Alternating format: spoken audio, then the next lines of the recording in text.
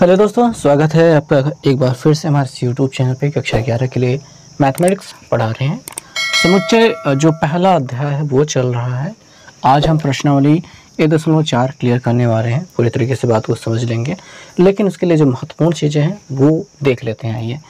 और इसमें जो आपको मुख्य रूप से सीखना है वो है वेन आरेख। वेन आरेख समुच्चय से संबंधित एक चीज़ है। देखिए, मुख्य रूप से समुच्चय को जिन दो विधियों से हमने अभी तक देखा है, लिखना और एक विधि से दूसरी विधि में बदलना, उस पर हम कई सवालें कर सकते हैं। लेकिन चूँकि कुछ सवालें कॉम्प्लिकेटेड हो जाती हैं, मुश्किल हो जाती है उनको अंकों को समझ पाना, वहाँ पे वेन आरेख उनको बहुत आसानी तरीके से, बहुत आसान तरीके से समझाने की क्षमता रखता है। तो वेन आरेख समुच्चय को बहुत आसान तरीके से रिप्रेजेंट करने का एक तरीका है और इसके आधार पर सवालें बहुत जल्दी से हल भी हो जाती हैं।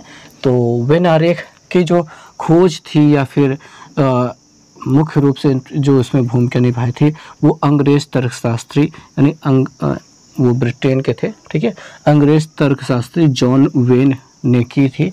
और ये 1834 से 1883 तक इनका जीवन काल रहा है। तो जॉन वेन के वेन शब्द से बनाया गया वेन आरेख, आरेख यानी कि डायग्राम। तो वेन आरेख यानी कि वेन डायग्राम जो है वो जॉन वेन ने या फिर उनके नाम पे रखा गया है, क्योंकि उन्होंने इस पे बहुत ज़्यादा काम किया था। अब यहाँ पे समझेंगे, आप जब भी वेन आरेख पढ़ेंगे या फिर समुच्चय में आरेख पढ़ेंगे, यहाँ पे एक आयत बनाया गया चतुर्भुजाकार, एक आकृति सबसे ऊपर बनाई जाएगी जो यू से रिप्रेजेंट की जाएगी। उसके अंदर नहीं, उसके बाहर रिप्रेजेंट करते हैं। मुख्य रूप से उसके बाहर रिप्रेजेंट किया जाता है। ये जो यू होता है यूनिवर्सल, ठीक है, सार्वत्रिक समुच्चय यानी यूनिवर्सल सेट के बारे में रिप्रेजेंट करता है। अब इसके अंदर सभी कुछ होता है, यूनिवर्सल के अंदर सभी कुछ होता है। अब मान लेते हैं उसके अंदर एक सेट है ए, जिसमें 1 2 3 गिनतियाँ हैं और उसके बाहर 4 5 कुछ भी रख सकते हैं अपन, ठीक है, वो गिनतियाँ हैं, ऐसा है। तो ये जो U है यूनिवर्सल सेट, ये रिप्रेजेंट करता है 1 2 3 4 पूरा ये सभी को। और उसमें जो सेट A है वो रिप्रेजेंट करता है केवल 1 2 3 को, 1 2 3 को ही रिप्रेजेंट करता है। इस प्रकार से चूंकि A U के अंदर आ सकता है, उससे बाहर नहीं जा सकता, ठीक है। तो ऐसी स्थिति में ये कहा जाएगा A सबसेट है U का, ठीक है। ये तो सामान्य रूप से यूनिवर्सल सेट है तो उसका सबसेट तो होना ही है, उप समुच्चय तो ये बनना ही है, ऐसी स्थिति होती है। एक स्थिति और देख लेते हैं, जैसे कि U है, उसके अंदर एक सेट है A और उसके अंदर एक सेट है B, ठीक है। अच्छा, यहाँ पे ये 1 2 U में चल रहा है, 1 2 है, A के अंतर्गत 3 ले लेते हैं और B अंदर 4 ले लेते हैं, ठीक है। यहाँ पे 5 भी ले सकते हैं। अब अगर U बराबर आप देखेंगे तो आपको क्या सेट मिल रहा है, 1 2 3 4 सभी कुछ इसमें अंतर्गत आ गया। हमने सभी प्राकृतिक संख्याओं को मान लीजिए रख लिया है। अब A के अंतर्गत क्या आ रहा है, A के अंतर्गत ये आपका पूरा हिस्सा आ रहा है, 3 4 5 सब आ रहा है, 3 4 और 5 ये सब कुछ आ रहा है। और अगर B के बराबर देखा जाए तो B के पास केवल 4 है, तो उस सेट में केवल क्या है, 4 है। समझ में आ रही है बात? ये हमने केवल इनको रिप्रेजेंट किया है। B के पास केवल क्या है, 4 है। यहाँ पे लिख लेते हैं B बराबर क्या है, B के अंतर्गत 4 है तो B जो सेट है उसके अंतर्गत 4 है, तो उसके लिए हमने उसी को अकेले लिखा है। अब चूंकि B A के अंदर समाहित है, A के अंदर है, तो B क्या है, उप समुच्चय है किसका, A का, ऐसा आप कह सकते हैं। आप ये भी कह सकते हैं कि A उप समुच्चय है किसका, U का, क्योंकि A U के अंदर है। और भी बहुत सारी चीज़ें समझनी है आपको, लेकिन ये जो उप समुच्चय का मतलब था पिछली जो प्रश्नावली में आया था वो मुख्य रूप से ये है कि अगर A, ठीक है, यहाँ पे हमने B को कहा B उप समुच्चय है A का, तो B क्या है, A के अंदर आ जाएगा, उसके अंदर शामिल होगा, ठीक है। अच्छा, B के पास कुछ ऐसी गिनती होती जो कि A के पास ना होते तो ये ऐसे हो नहीं पाते। और इन पर आधारित और भी गणितीय संक्रिया आने वाली है, उनको धीरे धीरे समझेंगे। लेकिन मुख्य रूप से भी हमको वेन आरेख के बारे में जानना था, जिसमें मुख्यतः वृत्त बना करके उनको समुच्चय को रिप्रेजेंट किया जाता है और यूनिवर्सल सेट को, यूनिवर्सल समुच्चय का, सार्वत्रिक समुच्चय को आयत द्वारा रिप्रेजेंट किया जाता है। मुख्य रूप से यही बात होती है। अभी और भी चीज़ें सीखनी है, बाकी आगे देखते हैं। समुच्चयों पर संक्रियाएं आपने पिछली कक्षाओं में जोड़, घटाना, गुणा, भाग, दशमलव की संख्याओं के साथ, भिन्न की संख्याओं के साथ, सभी के साथ देख लिया था। आप सामान्य रूप से क्या करते थे, 4 में से 3 घटाते हैं तो एक अलग संख्या प्राप्त होती है जो कि हो गई x नहीं। तो ऐसा कुछ आपने बीजगणित में भी जोड़, घटाना, गुणा, भाग देख ही लिया है। अब जो समुच्चय होते हैं, समुच्चय को आप हिंदी में अंग्रेजी में कहते हैं सेट। तो आपके पास जो समुच्चय हैं, सेट्स हैं, उनके साथ भी गणितीय संक्रियाएं होती हैं। जोड़, घटाना, गुणा, भाग ऐसे करके कुछ न कुछ होती हैं। लेकिन सामान्य रूप से जो अपने साथ नॉर्मल गिनतियों के साथ में होता है वैसा नहीं होता, लेकिन कुछ गणितीय संक्रियाएं होती हैं, उन्हीं को हमें सीखना है। तो समुच्चयों पर संक्रियाएं, ये मुख्य हेडिंग रहेगी। उसके अंदर एक जो पहली हेडिंग मिलती है, समुच्चयों का सम्मिलन। सम्मिलन का मतलब होता है यूनियन, ठीक है, यूनियन ऑफ सेट्स। सम्मिलन का मतलब होता है यूनियन, यूनियन का मतलब होता है, आप यूनियन से बात समझें कि ऐसा फील होता है कि जैसे कि एक मिल है, मिल में मजदूर काम करते हैं, अब मजदूरों का एक संगठन है, यूनियन है, ठीक है, संगठन है, सम्मिलन है, यूनियन है कि सभी मजदूर इकट्ठा होकर के रह रहे हैं और कोई भी तकलीफ आती तो एक दूसरे की मदद करते हैं। तो सम्मेलन का सीधा सीधा मतलब होता है यूनियन, यूनियन का मतलब होता है इकट्ठा होना, और इसको रिप्रेजेंट करने के लिए यू वाला चिन्ह प्रयोग किया जाता है, ठीक है। अब ए यूनियन बी, ठीक है। अब इनके मतलब हम समझते हैं एक उदाहरण के साथ में। अभी इसको ए सम्मेलन बी भी कहा जाता है, ए यूनियन बी हम नॉर्मली सामान्य रूप से पढ़ते हैं, तो पढ़ने में थोड़ा सा ज़्यादा फील आता है। कुल मिला के ए यूनियन बी। अब इसका मतलब क्या होता है, ये आइए थोड़ा सा समझ लेते हैं। उदाहरण नंबर 12, उसमें आपको दिया गया है कि मान लीजिए ए बराबर, ए एक सेट है जिसमें आपके पास 2, 4, 6, 8 है। क्या समझ में आया भैया कि ए एक सेट है जिसमें 2, 4, 6, 8 है, ठीक है। और बी एक दूसरा सेट है जिसमें 6, 8, 10 और 12 हैं, और आपसे कहा जा रहा है ज्ञात कीजिए ए यूनियन बी। अब मैं आपको बता दूं कि ये बिल्कुल मैं ऐसा फील करता हूं जैसे लासा की तरह होता है काम। लासा, यूनियन का मतलब इकट्ठा करके रखना, सिंपल सी बात है। जो तुम्हारे पास है तुम दोनों उठा कर रख दो, इसको दे दो, वही हो गया सम्मेलन, ठीक है, यूनियन हो गया। क्या बात वही कि सेट ए के पास जितने अवयव हैं, सेट बी के पास जितने अवयव हैं, दो के दोनों सब अपना उठा के दे दे, यही बन जाएगा संघ, यही बन जाएगा यूनियन। और हाँ, सेट बनाते वक्त हम एक चीज़ का ध्यान रखते हैं, सबसे पहला नियम जो हमने बताया था कि कोई भी समुच्चय जब बनाया जाता है तो एक अंक 2 बार नहीं लिखा जाता है। तो कैसे, कि मतलब क्या है कि ये 6 ए जो है वो 6, 2, 4, 6, 8 सब देगा, और बी भी 6, 8, 12, 10, 12 देगा। अब 6, 8 2 बार यहाँ पे आ जाएगा। जब 2 बार आता है तो उसको एक ही बार लिखा जाता है, बस सिंपल सा। सबसे पहला नियम यही था कि कोई भी सेट जब लिखा जाएगा उसमें अंक कोई 2 बार, 3 बार, 1000 बार भी आए, लेकिन वो होता कितनी बार है, एक बार होता है। उसे लिखा कितनी बार जाता है, केवल एक बार लिखा जाता है। तो 6 और 8 भले भी यहाँ पे 2 बार लिखने के लिए समझ में आ रहा है, लेकिन लिखेंगे एक ही बार। तो कैसा बन जाएगा, 2 लिख लिया, 4 लिख लिया, 6 लिख लिया, 8 लिख लिया, लाइन से लिख रहे हैं ना। अब 6, 8 ये कॉमन था, एक बार हमने लिख लिया, दोबारा लिखने की ज़रूरत नहीं है। अब ये 10 और 12 जो बाकी है वो भी लिख दीजिए, और ये आपका यूनियन तैयार हो गया। यूनियन आपका तैयार हो गया, ठीक है। ये ए यूनियन बी बराबर क्या हो गया, समुच्चय बन गया 2, 4, 6, 8, 10, 12। समझ में आई बात, सिंपल है ना, ठीक है। अच्छा, इसका यूनियन बनाने का वेन आरेख भी होता है। अब ए सेट जो है वो ए ये है, ये क्या है, 2, 4, 6 और 8 है।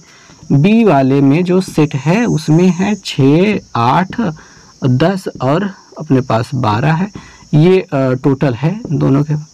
और अगर यूनियन की बात करना है तो हम ये ऐसे करेंगे, यूनियन कुछ ऐसा।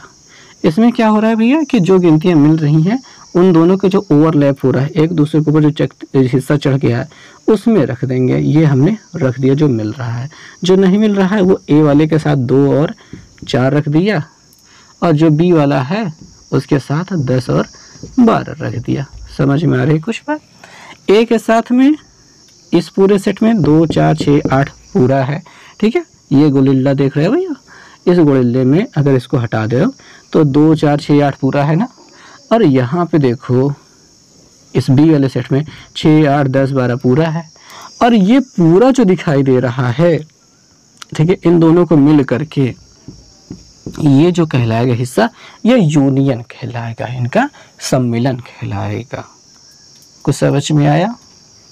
यानी कि जो सेट ए में है, जो सेट बी में है और जो दोनों में भी है, सभी को एक एक बार लिखेंगे।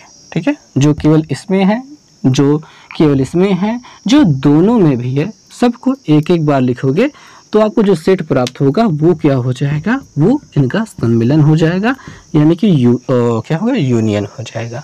समझ में आ गई बात? हालांकि इस प्रश्न के लिए हमने जो चित्र बनाया था वो बनाने की ज़रूरत नहीं थी, पर एक आइडिया आपको लग जाना चाहिए कि क्या हो रहा है। ठीक है, उतना समझ के थोड़ा सा रखिएगा। फिलहाल हम बात करने वाले हैं प्रश्न संख्या 13 की, जो उदाहरण संख्या 13 है। उसमें क्या दिया गया है, एक सेट ए दिया गया है जिसके अंतर्गत आपको दिया गया है ए, ई, आई, ओ, यू दिया गया है। दूसरा सेट बी दिया गया है और ये क्या दिया गया है, ये दिया गया है आपका ए, आई, यू दिया गया है। बस इतना सा दिया गया है। और इसमें कहा गया है कि दर्शाइए कि, क्या दर्शाना है, ए यूनियन बी बराबर ए। तो ए यूनियन बी बराबर ए है, ऐसा हमको रिप्रेजेंट करना है। तो ए यूनियन बी निकालने का प्रयास करते हैं हम। ए यूनियन बी निकालते हैं। हालांकि ये यू के जैसा बन जा रहा है तो थोड़ा सा चौड़ा बनना चाहिए, जाने देते हैं, इसमें कोई फ़र्क ज़्यादा इतना नहीं पड़ता है। ए यूनियन बी की बात कर लेते हैं। ए यूनियन बी में हमको उन गिनतियों को लिखना है जो दोनों में, ठीक है, शुरुआत करेंगे ए, ई, आई, ओ, ऐसे देखते जाएंगे। जो इसके पास एक्स्ट्रा हो चाहिए होगी उसको बढ़ा के लिखेंगे, अन्यथा जो दोनों में मिल रहा है उसको एक बार, जो उसमें नहीं मिल रहा है उसको भी लिखेंगे। ए में देखेंगे ए दिखाई दे रहा है, इसमें भी ए दिखाई दे रहा है, हम एक बार लिख लिए, ये हो गया। ठीक है, ई देख रहे हैं, इसमें नहीं है, इसमें है, ई लिख लिया। आई देख रहे हैं, दोनों में है, आई लिख लिया। ओ दिखाई दे रहा है, इसमें नहीं है, ओ लिख लिया। ठीक है, और यू दोनों में दिखाई दे रहा है, इसको भी एक बार लिख लिया। अब इनके पास ऐसी कोई गिनती भी नहीं बची है, ना इनके पास जो अब लिखनी हो। ठीक है, जो हमारे पास कॉमन हो रहा था उसको हमने लिख लिया है। तो ये कुल मिला के ऐसा दिख रहा है। अब ये जो है वो पूरा हूबहू ए के जैसा है। तो यहाँ पे अतः, ठीक है, ए यूनियन बी बराबर ए। ठीक है, ये तो है ही, उसके बराबर तो है ही, उसमें कुछ है नहीं। और इस उदाहरण से एक बात ये भी समझ में आती है, ये जो हमको सिद्ध करने के लिए दिया गया है, वही चीज़ों को ध्यान से देखेंगे कि अगर B के सभी अवयव यहाँ पे A में शामिल है कि नहीं है, बिल्कुल शामिल है। तो B के सभी अवयव A में शामिल है, तो ऐसा हम कह सकते हैं कि B उप समुच्चय है A का। B क्या है, उप समुच्चय है A का। B A का उप समुच्चय है, यानी B के सभी अवयव A में शामिल है। तो जब अगर ऐसी स्थिति होती है तो ये खुद ब खुद काम करता है, यानी A यूनियन B बराबर A हो जाता है। अगर B A में शामिल है तो उन दोनों का यूनियन A के बराबर होगा। चित्र के हिसाब से समझते हैं, जैसे ये सेट A है, ये सेट B है, ये A है, ये B है। हमने इसके अवयव के आधार पे देखा कि B जो है वो उप समुच्चय है A का, यानी कि B का पूरा हिस्सा, जैसे A, E, यहाँ पे I, O और U दिखाई दे रहा है, इसमें क्या था, A, I, U था। ये सभी अवयव इसमें हैं। तो अगर इनका यूनियन लेने लगेंगे तो आप देखेंगे, या फिर यूँ भी देखेंगे कि ये जो B है इसके अंदर शामिल है। आप A ये रख देंगे, B दूसरा सेट रख देंगे, तो यहाँ पे A, I, U रख दीजिए, और यहाँ पे जो O और E और O बच जाता है उसको अलग से रख दीजिए। तो A के अंदर तो A, E, I, O, U सब दिखाई दे रहा है, भले भी वो B का हिस्सा है पर वो A के अंदर शामिल है। तो ऐसे में हमको देखने को क्या मिलता है कि B जो है वो A का उप समुच्चय है। जब B A का उप समुच्चय हो, यानी कि B के सभी अवयव A में दिखाई दे रहे हो, और तब अगर आप यूनियन लेने लगेंगे तब वो तो A के बराबर ही आ जाएगा। इसी प्रकार से जब आप लासा निकालते हैं, जैसे कि एक गुणनखंड में 2, 2, ठीक है, 2 मिल जाए, 3 बार 2 मिल जाए, और दूसरे वाले गुणनखंड में 2 और 2 दिखाई दे, ये दोनों कॉमन दिखाई दे रहे हैं। ऐसे में जब लासा लेने लगते हैं तो यही वाली गिनती उठा के रख लेते हैं भैया। क्यों? क्योंकि भैया जो कॉमन है उसको तो लिख लिया, जो बचा है वो हमने लिख लिया। अब यही बढ़ गई वाली गिनती फिर से क्या हो गई, लासा हो गई। और ठीक है, एक और हिसाब से थोड़ा सा समझ लेते हैं, इसको साफ करते हैं और अच्छे से समझते हैं। यूं हो रहा है कुछ कि 8 है और 4 है, 8 है और 4 है। इन दोनों का अगर लासा निकालना हो तो आप कहेंगे 8 बराबर 2 गुणते 2 गुणते 2 हो रहा है और 4 बराबर 2 गुणते 2 हो रहा है। ये तो पूरा इसमें शामिल है। तो 8 और 4 का लासा जब आप निकालते हैं तो डायरेक्ट आप लासा निकाल देते हैं ना, कि सीधे बता देते हैं कि 8 होगा, क्योंकि 4 के पहाड़ में 8 और 4 तो नहीं है, 8 4 से 8 कट रहा है, तो लासा क्या होगा, बड़ी संख्या हो जाती। ऐसे ही हूबहू यही हो रहा है कि अगर B उप समुच्चय है A का, ठीक है, तो ऐसी स्थिति में आपका जो A यूनियन B निकालेंगे या फिर B यूनियन A निकालेंगे, दोनों एक ही बात होती है, वो A के बराबर यानी बड़े वाले सेट के बराबर होगा, हमेशा बड़े वाले सेट के बराबर हो जाएगा। और अब उदाहरण नंबर हम 14 की बात करेंगे, क्योंकि उदाहरण नंबर 14 थोड़ा सा महत्वपूर्ण है। कहा जा रहा है कि मान लीजिए X जो सेट है उसके अंतर्गत आपको मिल जा रहा है राम, गीता और अकबर, ठीक है, ये मिल जाता है, जो कि कक्षा 11 के विद्यार्थियों का जो विद्यालय के हॉकी टीम में है का समुच्चय है। ये हॉकी वालों का समुच्चय है, ठीक है, हॉकी वालों का एक समुच्चय है। और Y जो एक सेट है वो दिया गया है, इसके अंतर्गत गीता आती है और डेविड आता है और अशोक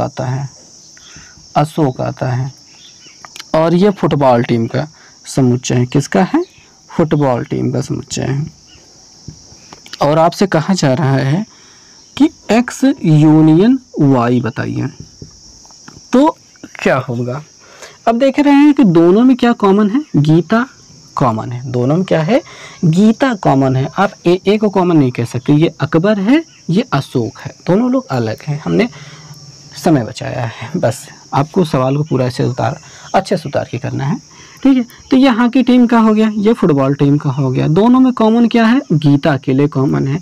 अगर यूनियन लेना है, संघ बनाना है, तो हम क्या कहेंगे, सम्मिलित लेना है, ठीक है, बनाना है, तो हम क्या करेंगे, जो अकेले में है और जो दोनों में है सबको मिलाकर लिखेंगे, क्योंकि वह व्यक्ति केवल एक ही बार आ सकता है। यही गीता क्या है, आपका हॉकी खेलने भी जाती है और वही फुटबॉल खेलने भी जाती है। और जब इन सभी बच्चों को इकट्ठा खड़ा करना होगा एक जगह, कहेंगे बच्चे भैया जो हॉकी खेलते हैं वो लोग आ जाएं, जो फुटबॉल खेलते हैं वो लोग आ जाएं, एक लाइन बना के खड़े हो जाएं। तो क्या गीता बेचारी 2 बार खड़ी होगी, है तो वो अकेली ही, क्या वो 2 बार खड़ी हो सकती है, नहीं हो सकती ना, वो अकेली है ना। अच्छा हाँ, ये होता है कि हॉकी वाली जब लिस्ट बनाई जाएगी तो वो हॉकी वाले में चली जाएगी एक दिन, ठीक है, और जब फुटबॉल वाली बनाई जाएगी तो वो फुटबॉल वाले में चली जाएगी। जब बनाया जाएगा अलग अलग टाइम पे, बस एक ही टाइम पे अगर दोनों के एक साथ इकट्ठा खड़ा कर दिया जाए, तो चूंकि गीता दोनों में खेलती है तो क्या वो 2 बार खड़ी हो पाएगी, नहीं हो पाएगी ना, एक ही बार आएगी। ऐसी स्थिति में तो जो 2 बार होता है उसको एक ही बार लिखा जाता है। तो यही हिसाब पहले और पिछले वाले सवाल में भी था, जितने भी सवाल आगे आने वाले हैं, पीछे आने वाले हैं, सब जगह पे यही रहेगा। अगर एक ही टाइम पे 2 समुच्चय में कोई व्यक्ति एग्जिस्ट करता है, होता है, उसको एक ही उन दोनों को मिला के जब लिखना होगा, एक साथ खड़ा कराना होगा, तो क्या एक व्यक्ति जो दोनों टीमों में है, ठीक है, दोनों टीमों में है, तो क्या वो 2 बार खड़ा होगा, नहीं होगा, एक ही बार खड़ा होगा। इसलिए ये हो गया आपका राम, ठीक है, और ये गीता हो गई, ये अकबर हो गए, और ये फिर से गीता आ रही, लेकिन गीता एक बार लिख चुके हैं तो अब नहीं आएंगे। अब ये डेविड हो गए और ये अशोक हो गए, ये अशोक हो गए। ये पूरा A union B X union Y बन चुका है। अब इसका हमसे कहा गया है कि इसको आप क्या कीजिए, परिभाषित भी कीजिए, ठीक है, परिभाषित करने के लिए तो कहा गया था। इस समुच्चय की व्याख्या कीजिए, किस प्रकार से आप यहाँ पे व्याख्या कर रहे हैं। तो यहाँ पे हम कहेंगे कि ये जो एक्स यूनियन वाई जो सेट है वो ऐसा सेट है जिसमें क्या है, वो बच्चे जो कक्षा 11 के हुए बच्चे जो हॉकी खेलते हैं, या तो वो फुटबॉल खेलते हैं, या तो दोनों खेल खेलते हैं, ऐसे बच्चों का ये समुच्चय है, ठीक है। या तो हॉकी खेलते हैं, या तो फुटबॉल खेलते हैं, या तो दोनों खेलते हैं, ठीक है, इन बच्चों का ये समुच्चय है। अब सेट्स ऑफ यूनियन, इसकी जो परिभाषा है, परिभाषा 6 आपको एनसीईआरटी की किताब में मिल जाएगी।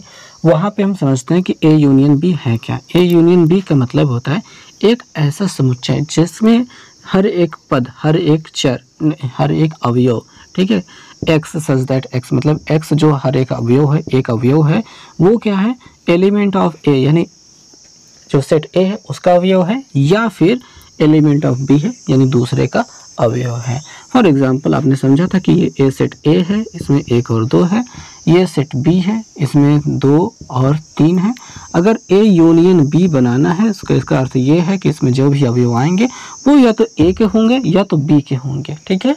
तो यहाँ पे 1, 2 और 3 लिख दिया। हालांकि 2 बार दिखाई दे रहा है, लेकिन चूंकि वो अकेला व्यक्ति है तो दोनों का जब साथ सेट को लाया जाएगा तो एक ही बार आएगा, ठीक है। अच्छा, इनको जब चित्र के माध्यम से समझना है, हालांकि यहाँ पे हम गिनतियों का यहाँ पे प्रयोग नहीं करने वाले, गिनतियों को हटा ही देते हैं, कोनो काम का नहीं, अभी ये गिनतियों के हिसाब से नहीं देखते हैं।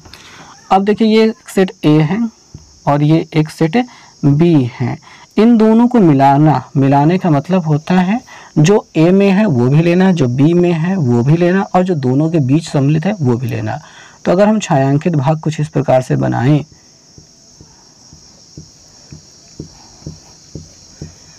तब हम पाएंगे कि ये जो हमको छायांकित भाग दिखाई दे रहा है ये ए यूनियन बी का है, और ये जो चतुर्भुज बना है ये यू से रिप्रेजेंट किया जाएगा, यूनिवर्सल सेट, ठीक है, यूनिवर्सल सेट।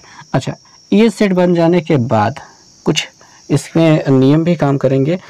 जो पहला नियम आपको दिखाई देगा वो क्रम विनिमय का नियम दिखाई देगा, ठीक है, यानी कि ए यूनियन बी ये बराबर होगा बी यूनियन ए के, ठीक है। ए यूनियन बी लीजिए या फिर बी यूनियन ए लीजिए, क्रम विनिमय का नियम यहाँ पे लागू होता है, और ये तब पर भी दोनों स्थितियों में बराबर होगा। दूसरा जो नियम काम करेगा वो होगा सहचर्य नियम। सहचर्य नियम का मतलब अगर 3 सेट हों, ठीक है, ए बी और सी 3 सेट हों, और हमको यूनियन निकालने को कहा जाए, A union B union C निकालने को कहा जाए, यूनियन सी निकालने को कहा जाए, तो ऐसी स्थिति में चाहे इन दोनों का समुच्चय निकालो, उसके बाद पूरे का निकालो, ठीक है, और ठीक है संघ निकालो, फिर यूनियन निकालो, फिर पूरे के साथ यूनियन निकालो, यानी कि ए यूनियन बी पहले निकाल लो, ठीक है, फिर उसके साथ बाद में यूनियन सी निकालो, या फिर बी यूनियन सी पहले निकाल लो, फिर उसके बाद यूनियन ए निकालो, ठीक है। ऐसी स्थितियाँ ये कहलाती हैं सहचर्य नियम, यानी कि कोई भी क्रम रखा जाए, जैसे जोड़ में और गुणा में आप करते हैं, ठीक है, घटाने में ये काम नहीं करते सहचर्य नियम, ठीक है, बट जोड़ और गुणे में काम करता है। अब तीसरा है, क्या है, A union phi, A union phi. अगर आप फाई के साथ इनका यूनियन लेंगे तो वो ए के बराबर होगा, ए के बराबर होगा, यानी कि कोई सेट ए है और एक रिक्त समुच्चय, यानी कि उसमें कुछ है नहीं, अगर इनका यूनियन ले रहेंगे तो ये इसके अंदर शामिल हो जाएगा, क्योंकि इसके पास कोई अवयव है नहीं, तो इसी के अंदर घुस जाएगा, रह जाएगा। तो ऐसी स्थिति में इनका यूनियन क्या होगा, वो बड़े वाले सेट के बराबर होगा। और वही स्थिति ये भी बनती है कि अगर आप कहें कि बी सबसेट ऑफ ए, यानी कि बी ए का उपसमुच्चय है, और ऐसी स्थिति में जब ए यूनियन बी लेंगे तो आपको पता है कि ए सेट तो बड़ा है और ए के अंदर बी घुसा हुआ था, निकला नहीं था बाहर, कुछ उसका देख बी के हिस्से पास ऐसा कुछ नहीं, यहाँ पे दिखाई दे रहा है कि बी के पास कुछ एक्स्ट्रा है। ऐसी स्थिति में बी के पास एक्स्ट्रा कुछ है ये नहीं है, जब नहीं है तो इसका यूनियन लेंगे तो वो ए के बराबर ही रहेगा, यानी बड़े वाले सेट के बराबर ही रहेगा। ऐसी स्थितियाँ बनती हैं। और जो यहाँ पे चौथा नियम दिया गया है वो दिया गया है ए यूनियन बी ए, यानी ए का ए के साथ ही यूनियन लेंगे तो वो ए के बराबर ही होगा। और अगर आखिरी वाला हिस्सा देखते हैं, अगर यू के साथ ए का यूनियन लेते हैं, यू जो सेट है यूनिवर्सल सेट, ये यू वाला, इसके साथ अगर ए का यूनियन लेते हैं तो यू के बराबर हो जाएगा। ये मैं क्या बना दे रहा हूँ, यू की जगह ये वाला चिन्ह बना दे रहा हूँ, ठीक है। अगर पूरे के साथ ए का यूनियन लेंगे, संघ लेंगे, ठीक है, सम्मिलित लेंगे, तो वो यू के बराबर हो जाएगा। तो ये कुल मिला के नियम है, यू का नियम हो गया ये। इंटरसेक्शन ऑफ सेट्स, समुच्चयों का सर्वनिष्ठ, इसका क्या मतलब होता है पहले समझेंगे कि इसको रिप्रेजेंट कैसे किया जाता है। ए कोई सेट है, बी कोई सेट है, इनका जब इंटरसेक्शन लेना है, सर्वनिष्ठ लेना है, तो ये उल्टा, ठीक है, यूनियन का उल्टा हो जाता है। अब इसमें मतलब क्या है, सर्वनिष्ठ मतलब होता है कॉमन, जो दोनों में कॉमन हो केवल उनको चुनिए, ये कहलाता है सर्वनिष्ठ। अगर आप यूँ देखेंगे ग्राफ में, वेन आरेख में, तो इन दोनों के बीच में जो कॉमन हिस्सा दिखाई दे रहा है केवल ये वाला हिस्सा ए इंटरसेक्शन बी कहलाता है। अगर इनको भी ले लिया जाए, पूरा ले लिया जाए तो यूनियन हो जाएगा। बस इन दोनों के बीच में जो कॉमन है केवल उनको लिया जाए, मासा के जैसा, ठीक है।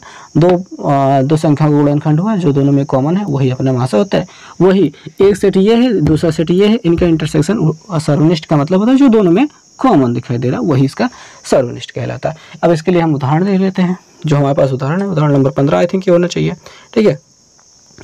और उदाहरण नंबर 15 में कहा जा रहा है उदाहरण नंबर 12 पर विचार कीजिए और उसका इंटरसेक्शन बी निकालिए। तो उदाहरण नंबर 12 देखते हैं। उदाहरण नंबर 12 में क्या कहा गया था अपने पास, एक सेट ए था। ये उदाहरण नंबर 15 की बात कह रहे हैं, जो कि कहा लेके चला गया है उदाहरण नंबर 12 पे। कह रहा है कि उदाहरण नंबर 12 को देखिए और उसमें ए जो सेट है वो क्या है, 2, 4, 6 और 8 है।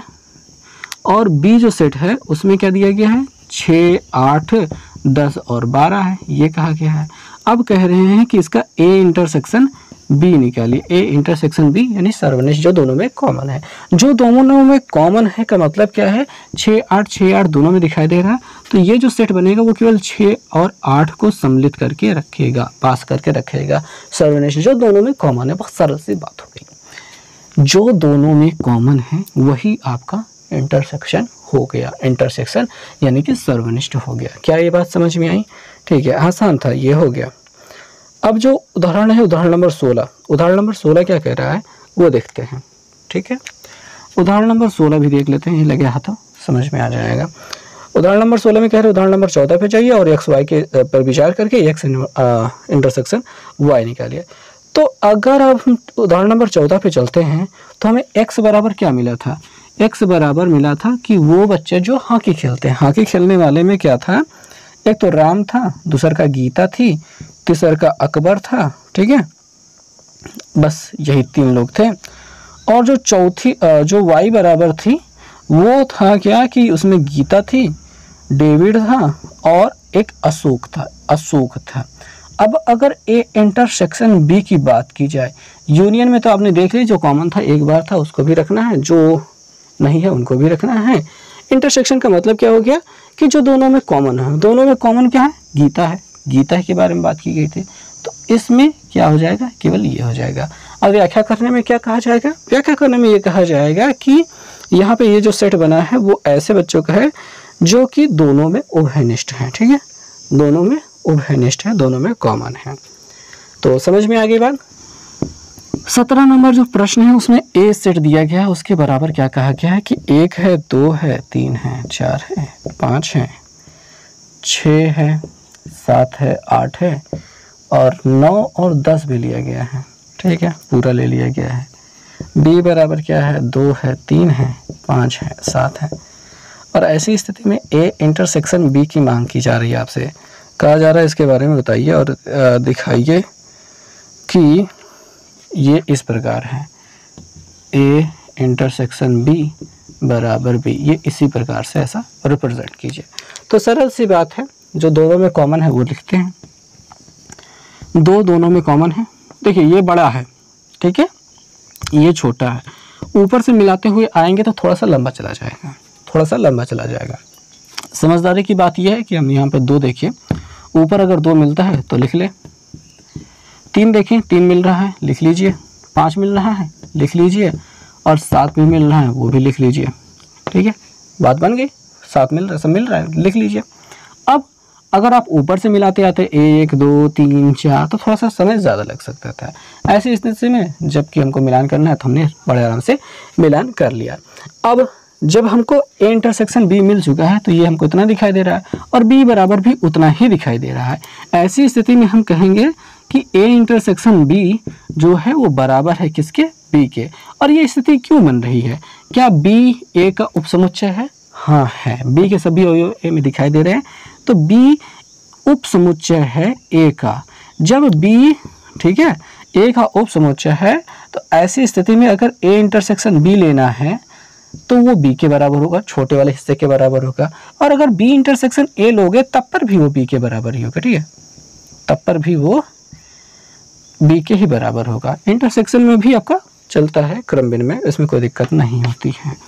आपने तभी देखा था कि अगर बी उपसमुच्चय है ए का तो अगर आप यूनियन ले रहे हैं, ठीक है, यूनियन ले रहे हैं तो बड़ी गिनती आ रही है, और अगर आप यहाँ पे देख रहे हैं कि अगर इंटरसेक्शन ले रहे हैं तो छोटा समुच्चय छोटी गिनती आ रही है। कुल मिला के ये बात होती है जो आपको समझ में आनी चाहिए। समझ में आने के लिए बहुत बड़ी बातें नहीं हैं, छोटी छोटी बातें आपको गौर करनी है। आपको ए इंटरसेक्शन बी निकालना है या दोनों में जो कॉमन है। अगर आपको कॉमन वाला हिस्सा बी के बराबर दिखाई दे रहा है तो आप सीधे सीधे कह सकते हैं कि ए इंटरसेक्शन बी बराबर है बी के। सरल सी बात समझ में आ गई। ये वाला हिस्सा जो हमने बताया है ये थोड़ी सी एक्स्ट्रा चीज़ें हैं, थोड़ी देर बाद समझ में आएंगी, और आपको तुरंत समझ में ऐसे ज़रूरी भी नहीं है, ठीक। लेकिन ये वाला तुरंत समझ में आना चाहिए, ये वाला हिस्सा, ठीक है। ये वाला तो तुरंत ही आ जाना चाहिए, ये वाला चाहे 2 दिन बाद आए तो कोई दिक्कत नहीं है। अब अगर परिभाषा देखें तो वही पुरानी परिभाषा हो गई भाई कि 2 सेट हैं, अगर उन दोनों में कोई चीज़ कॉमन हो रही है जो दोनों में उभयनिष्ठ होती है वही कहलाता है सर्वनिष्ठ या फिर इंटरसेक्शन कहा जाता है। और इसके लिए अगर ये समुच्चय निर्माण विधि वाली परिभाषा देखेंगे तो x A union B A intersection B बराबर होगा x such that x element of A, यानी एक्स ए का एलिमेंट है और एक्स एलिमेंट ऑफ बी। पिछले वाले में यूनियन वाले में यहाँ पे और की जगह या लिखा हुआ था, या यानी या तो इसका हो या तो इसका हो या तो दोनों का हो, तब पर भी यूनियन हो जाएगा। और यहाँ पे लिखा है और, तब ये इंटरसेक्शन बनेगा, ठीक है। समझ में आई बात। और इस संक्रिया को लेकर के कुछ गुणधर्म दिए गए हैं जो कि आपको एक बार को देख लेने चाहिए, चाहे याद रहे न रहे कोई दिक्कत नहीं होने वाली है, आपको बस देख लेना चाहिए। पहला गुणधर्म है ए इंटरसेक्शन बी अगर आप निकालते हैं तो वो बराबर होता है बी इंटरसेक्शन ए के, यानी कि क्रम विनिमय नियम यहाँ पे काम करता है, क्रम विनिमय नियम काम करता है। ए इंटरसेक्शन बी लीजिए या फिर बी इंटरसेक्शन ए लीजिए, दोनों जगह वही काम है, कोई दिक्कत नहीं होती है। यहाँ पे साहचर्य नियम भी काम करता है, यानी ए इंटरसेक्शन बी आप पहले निकाल लीजिए फिर इंटरसेक्शन सी निकालिए, या फिर ठीक है बी इंटरसेक्शन सी पहले निकाल लीजिए फिर इंटरसेक्शन ए निकालिए, तब पर भी ये काम करेगा, यानी कि बात नहीं बदलेगी। तीसरा नियम ये कहता है कि अगर आप फाई के साथ इसका इंटरसेक्शन लेते हैं, ठीक है, किसी सेट ए का इंटरसेक्शन लेते हैं तो आपको फाई ही प्राप्त होगा, ठीक है। फाई यानी रिक्त समुच्चय और एक समुच्चय में जब कॉमन लेने की बात करेंगे तो कुछ भी कॉमन नहीं होगा, कुछ नहीं होगा कॉमन, तो फाई मिलेगा।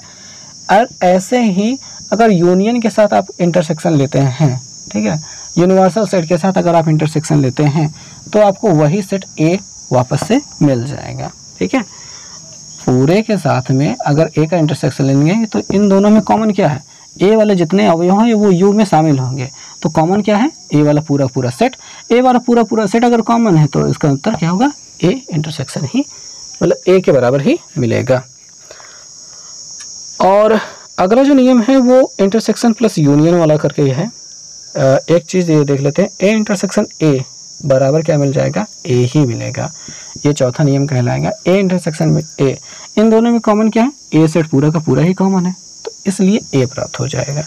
एक चीज़ और मिलती है जो कि 5वें नंबर पे दिया गया है कि अगर आपके पास बी यूनियन सी दिया गया हो और उसके साथ इंटरसेक्शन ए लेना हो तो वो कुछ इस प्रकार से बढ़ जाएगा कि ए इंटरसेक्शन बी, जैसे कि आप गुणा करते हैं, इसका इसके साथ इंटरसेक्शन लेंगे, इसका इनके साथ इंटरसेक्शन लेने के बाद यूनियन लेंगे, ए का इंटरसेक्शन सी के साथ में, इन दोनों को निकल जाने के बाद यूनियन ले लिया जाएगा, ठीक है।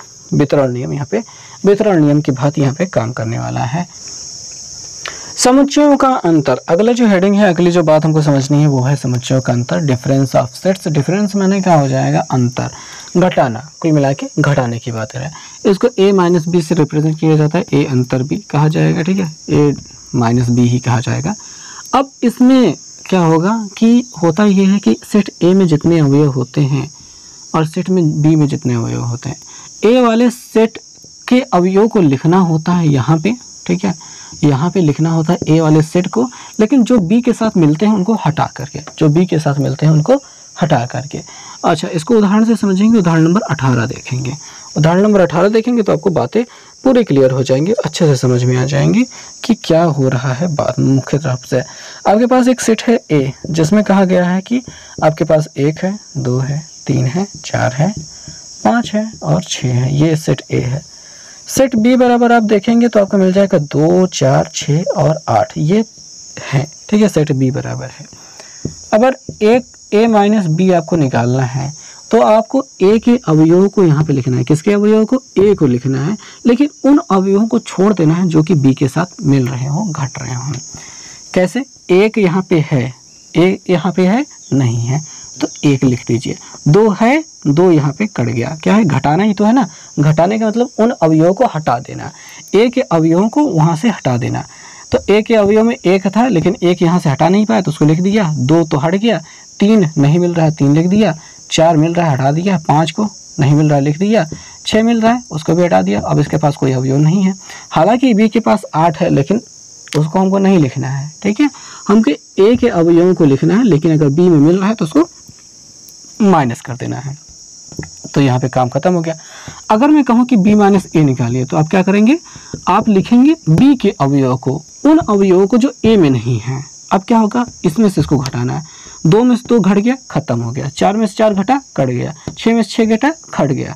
8 में से 8 नहीं गया। ठीक है, 8 में से 8 नहीं गया, तो यहाँ पे क्या है? 8 बच जाएगा। समझ में आ रही बात? इसमें से इसको घटाया, एक को एक से मिलाया, देखा कि कट रहा है, घट रहा है कि नहीं। नहीं घट रहा तो लिख दिया। ये वाला घट रहा है, घट गया। 3 नहीं घट रहा है, लिख दिया। 4 घट रहा है, 5 नहीं घट रहा है तो लिख दिया। 6 घट रहा था, खत्म कर दिया। तो ऐसी स्थिति में देखेंगे क्रम विनिमय आपका नहीं काम कर रहा है, यानी क्या कर रहा? क्रम उलट देते हैं तो दोनों का सेट क्या होता है? अलग अलग हो जाता है। घटाना समझ में आया ना? जोड़ यहाँ पे नहीं होता है। ठीक है, जोड़ नहीं होता, ये घटाना, अंतर होता है, डिफरेंस होता है। घटाते वक्त ऐसा कुछ काम हो जाता है। अगर इसको चित्र के माध्यम से समझिए, ये ए सेट है, ये बी सेट है। अगर इसमें से माइनस करना होगा, हम कहें ए माइनस बी बनाओ, तो आप क्या करोगे भैया? इन दोनों को पहले तो जो है ऐसे मिला के लिख लो। ये पूरा सेट ए है, ये सेट बी है, ये जो दोनों में कॉमन है। अगर घटाने की बात कर रहे हैं तो ये वाला बी वाला अपन सेट पूरा उठा ले जाएगा। क्या बचा रह जाएगा आपके पास? केवल ए वाला हिस्सा ये बचा रह जाएगा। वो भी वो जो बी ना ले गया हो, केवल इतना सा हिस्सा बचा रह जाएगा। ये वाला बी उठा ले गया है। ठीक है, तो केवल ये जो हिस्सा मिला है ये ए माइनस बी को रिप्रेजेंट करता है। और अगर बी माइनस ए की बात करेंगे तो यही गुणेला सेम टू सेम खचाइए। ठीक है, ये पूरा ए हो गया, ये पूरा बी हो गया। अब क्या कहना चाहते हैं? b माइनस ए की बात कहना चाहते हैं, b माइनस ए की बात कहना चाहते हैं। तो b वाला हिस्सा जो कि a उठा ले गया उसको छोड़ दीजिए, बाकी b वाला रंग दीजिए। ये b माइनस ए रिप्रेजेंट करता है। सो दोस्तों, जो 19 नंबर सवाल है उसमें देखते हैं, जिसमें v बराबर आपको a e i o u दिया गया है और b बराबर a i k u दिया गया है। v माइनस ए निकालना, v माइनस बी निकालना है और b माइनस वी भी निकालना है, दोनों निकालना है। आइए देखते हैं कैसे करने हैं।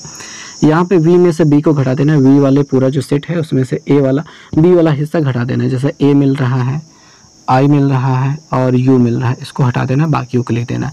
क्या लिखना है? a तो मिल रहा है, e नहीं मिल रहा है और i मिल रहा है, o नहीं मिल रहा है, u भी मिल रहा है, तो बस जो बचा वो लिख दिया हमने। अब b माइनस वी देखना है तो b वाला सेट लिखना है, a वाला जो हटा देना है। ठीक है, क्या क्या? a मिल रहा है, नहीं लिखेंगे। i मिल रहा है, नहीं लिखेंगे। k जो है वो नहीं मिल रहा है, वो लिख लिया। u मिल रहा है, उसको छोड़ दिया। तो ये b माइनस वी हो गया। ठीक है, सरल सी बात है, बहुत ज़्यादा सरल है ये। चलिए प्रश्नावली को शुरू करते हैं और प्रश्नावली के पहले प्रश्न को लेते हैं, जहाँ पे हमें कहा गया निम्नलिखित समुच्चयों का सम्मिलन याद कीजिए, यानी कि यूनियन। आप ए यूनियन बी निकालना सीख चुके थे, उसी के बारे में कहा गया है। हमने सभी प्रश्नों को उतार लिया है, आइए इनको हल करते हैं। सबसे पहला प्रश्न देखते हैं। x बराबर 1 3 5 दिखाई दे रहा है, y बराबर 1 2 3 दिखाई दे रहा है। ऐसे में जब हम आपका इसमें a यूनियन b निकालेंगे तो u की तरह नहीं रहता, थोड़ा सा चौड़ा रहता है। ऐसा बनाने की हम आदत कर रहे हैं, आप भी बनाइएगा ऐसा ही। बराबर क्या होगा? जो दोनों में कॉमन है, क्या दिखाई दे रहा है? 1 और 3 दिखाई दे रहा है। फिलहाल हम 1 से शुरू करेंगे। 1 है, दोनों में 2 दिखाई दे रहा है किसी में। 3 दिखाई दे रहा है, 4 है, नहीं है। 5 है, 1 में है, उसके बाद की गिनतियाँ खत्म हो गई हैं। दोनों में कॉमन क्या था? 1 3 1 3। 5 और 2 ही जो थे डिफरेंट थे, तो 5 और 2 भी आ गए। और यहाँ पे यूनियन संघ पूरा तरीके से बन चुका है, खत्म हुई बात। यहाँ पे निकालेंगे, सॉरी यहाँ पे ए यूनियन बी मैं क्यों लिख रहा हूँ, ये तो गलत हो गया। एक्स यूनियन वाई लिखना चाहिए, गलती हो गई थी वो। यहाँ पे ए यूनियन बी लिखा जाएगा, ये सही रहेगा। इसमें देख रहे हैं ए ई आई ओ यू दिखाई दे रहा है, यहाँ पे ए बी सी दिखाई दे रहा है, तो क्या लिखेंगे? ए दोनों में कॉमन है, तो पहले शुरुआत ए से करते हैं, फिर बी भी है और सी भी है, वो भी ले लेते हैं, क्योंकि यहाँ पे तो सी तक कोई गिनती है ना, मतलब ए बी सी लिख लिया लाइन से। फिर ई आई ओ यू लिख लेते भैया, E I O U, ये हमने सभी को लिख लिया। इसमें कॉमन क्या था, केवल ए कॉमन था, इस वजह से उसको एक बार लिखा, बाकी सबको तो छाप लिया। तीसरे वाले प्रश्न में आ जाते हैं। यहाँ पे कहा गया यक्स सच दैट यक्स एक प्राकृतिक संख्या है और 3 का गुणज है। यहाँ पे जो ए का सेट बन रहा है वो कुछ इस प्रकार से बन रहा है, 3 का गुणज यानी 3 का पहाड़ा, 3 6 9 डॉट डॉट डॉट वाला बन रहा है। बी का सेट देखेंगे, बी सेट जो दिखाई दे रहा है यक्स सच दैट यक्स, 6 संख्या 6 से कम एक प्राकृतिक संख्या है। 6 से कम एक प्राकृतिक संख्या का मतलब क्या होता है, 1 होना, 2 होना, 3 होना, 4 और 5, इससे ज़्यादा नहीं, 6 भी नहीं हो सकता, 6 से कम कहा गया है। तो यहाँ पे अगर हम ए यूनियन बी निकालेंगे तो हम क्या निकालेंगे, हमें यूनियन निकालना है, 6 का गुणज। ठीक है भैया, तो 3 का गुणज लेकर यहाँ पे देखेंगे आपका जो सेट बनेगा वो 1 2 3 4 और 5 बनेगा। फिर उसके बाद 6 बनेगा, 6 के बाद क्या बनेगा, 9 बनेगा, 12 बनेगा और ये बढ़ता हुआ जाएगा। ठीक है, बढ़ता हुआ जाएगा, रोकने का नाम नहीं लेगा। ये समझ में आनी चाहिए बातें, बात समझ में आनी चाहिए। 3 डॉट लगा के यहाँ पे कोष्टक हमने बंद कर दिया है। अब 3 का गुणज के मतलब 3 का पहाड़ा वो मिलते हैं और 6 से कम यहाँ वाला प्राकृतिक संख्या रखने। यहाँ पे तो यूनियन रखना था, तो यूनियन हमने रख लिया, यूनियन का मतलब यही होता है। अब इस वाले में आते हैं, यहाँ पे जो सेट ए है वो देखते हैं। यक्स सच दैट यक्स एक प्राकृतिक संख्या है और यक्स की जो वैल्यू है 1 से बड़ी होनी चाहिए, 6 के बराबर, 6 से छोटी हो सकती है। तो यहाँ पे सेट में जो मिलेगा 1 से बड़ा मतलब 2 3 4 5 और 6 के बराबर वाला चिन्ह बना है ना, 6 से छोटा होना है और 6 के बराबर होना है, तो 6 तक हम पहुँच गए। इसमें यही हो गया, 1 से बड़ा रखना था, 1 से बड़ा रखते गए और 6 के बराबर और 6 से छोटा तक रखना तो वो रख लिया। बी वाले सेट में आते हैं। बी वाले सेट में क्या दिया गया है, यक्स सच दैट यक्स एक प्राकृतिक संख्या है और 6 से बड़ी और 10 से छोटी है। 6 से बड़ी और 10 से छोटी है। 6 से बड़ी क्या है, 7 8 9, ठीक है, और 10 से छोटी, अब वहाँ पे 10 लेना नहीं है क्योंकि यही यहाँ पे रिप्रेजेंट किया गया, 6 से बड़ा ही लेना है, 6 नहीं लेना है। अब यहाँ पे अगर हम ए यूनियन बी निकालेंगे तो हमको क्या मिलेगा, 2 3 4 5 6 7 8 9, 7 8 9 पूरा मिल जाएगा। 2 तो मिलेगा, 3 मिलेगा, 4 भी मिलेगा, 5 भी मिलेगा क्योंकि वहाँ पे तो है, 6 भी मिलेगा और यहाँ पे 7 भी मिल जाएगा, यहाँ पे 8 मिल जाएगा और यहाँ पे 9 मिल जाएगा। ब्रैकेट में हमने बंद कर दिया, तो ये हो गया हमारा यूनियन। इसमें आएंगे 5वें सवाल में, आपको दिखा दे रहा है 1 2 3 और बी बराबर दिखा दे रहा है 5। बी में कुछ भी नहीं है, 5 मतलब कुछ नहीं, रिक्त समुच्चय है। ऐसे में जब ए यूनियन बी निकालने का प्रयास करेंगे हम, तो हम यहाँ पे क्या डालेंगे, पहले 1 2 3 डाल दो, 3 डाल दो। अगर आपने गलती से यहाँ पे ऐसा 5 लिख दिया तो ये गलत हो जाएगा, 5 आपने लिख लिया तो गलत हो जाएगा। रिक्त समुच्चय मतलब वहाँ पे कुछ नहीं, जब वहाँ पे कुछ नहीं तो मिलने वाला कुछ नहीं है, मिलने वाला कुछ नहीं तो ऐसे बना दो, तो ये क्या हो जाएगा आपका, हो गया। दूसरा प्रश्न में आते हैं। दूसरा प्रश्न में हमसे कहा गया है कि मान लीजिए कि सेट ए बराबर 1 और 2 दिया गया, ए और बी दिया गया है और सेट बी बराबर ए बी सी दिया गया है। तो पूछ रहा है क्या A union A subset B, यानी कि क्या ए बी का उपसमुच्चय है। तो क्या ए के अवयव बी में है, दिखाई दे रहे हैं, मिल रहे हैं। ए के सभी अवयव बी में हैं और बी के पास एक एक्स्ट्रा अवयव भी है, तो क्या ये इसका उपसमुच्चय ए बी का उपसमुच्चय है। आप उत्तर में लिखेंगे हाँ, क्या लिखेंगे, हाँ, ए बी का उपसमुच्चय है। ए यूनियन बी ज्ञात करना है। जब यहाँ पे उपसमुच्चय है, उपसमुच्चय हो गया है तो बढ़की वाली गिनती क्या है, बी है, तो ए यूनियन बी बराबर बी ही मिलेगा। क्या मिलेगा, बी के बराबर ही मिलेगा। बी के बराबर क्या है सेट, ये ए, तो फिलहाल आप ऐसा कहेंगे कि ए यूनियन बी बराबर आपसे पूछ रहा था, ए यूनियन बी बराबर क्या हो जाएगा, आप ए देख रहे हैं मिल रहा है, ठीक है, बी ई मिल रहा है और सी नहीं दिखाई दे रहा, लेकिन लिखना तो पड़ेगा ही, दोनों में नहीं दिखाई दे रहा है, एक में तो है, लिखना तो पड़ेगा ही। अब ये पूरा क्या है, बी के बराबर है, तो ये बी के बराबर है। आप ऐसा भी लिख सकते हैं, ऐसा बी के बराबर, ये सेट बी के बराबर है। जब यहाँ पे उपसमुच्चय है तो बड़े वाले सेट के बराबर हो जाएगा यूनियन। इंटरसेक्शन लेना होगा तो छोटे वाले के बराबर हो जाएगा, ऐसी बातें होती हैं। तो दोस्तों तीसरा प्रश्न देखते हैं। तीसरे प्रश्न में कहा गया है कि यदि ए और बी ऐसे समुच्चय हैं, दो ऐसे समुच्चय हैं, ए और बी दो ऐसे समुच्चय हैं कि ए सबसेट बी, तब आपको बताना है कि ए यूनियन बी बराबर क्या होगा। मैंने अभी थोड़ी देर पहले बताया, इस प्रश्न में फिर से बताते हैं। अगर दो समुच्चय हैं जिसमें से एक दूसरे का उपसमुच्चय है, तो अगर यूनियन लेना हो तो बड़े वाले समुच्चय के बराबर आता है। इन दोनों में बड़ा कौन है? ए तो छोटा होगा, उप समुच्चय है ना, ए उप समुच्चय है बी का, तो बड़ा कौन हो गया? बी। तो ये इनका अगर यूनियन लेंगे किसके बराबर आएगा? वो बी के बराबर आएगा। किसके बराबर? बी के बराबर। यही आंसर हो जाएगा। ठीक है, परफेक्ट। सो दोस्तों चौथा प्रश्न हम देखते हैं। चौथा प्रश्न में कहा गया है कि यदि आपको दिया गया है, यदि ए बराबर 1 2 3 4 5 1 2 3 4, बी बराबर 3 4 5 6, सी बराबर 5 6 7 8 और डी बराबर 7 8 9 10, तो आपको याद करना है कई चीज़ें दी गई हैं। पहली चीज़ हम उठाते हैं जहाँ पे कहा गया है ए यूनियन बी निकालना है। तो ए और बी में देखते हैं 3 4 बराबर है, बाकी 1 2 3 4 5 6 उठा के रख लेंगे। 1 2 3 4 तो रख लिया, 3 4 कॉमन थे, 3 और 4 तो मिल रहे हैं, 5 6 बाकी हैं, वही 5 और 6 लिख लीजिए, काम खत्म हो गया। इससे ज़्यादा और कुछ नहीं लिखना है इसमें।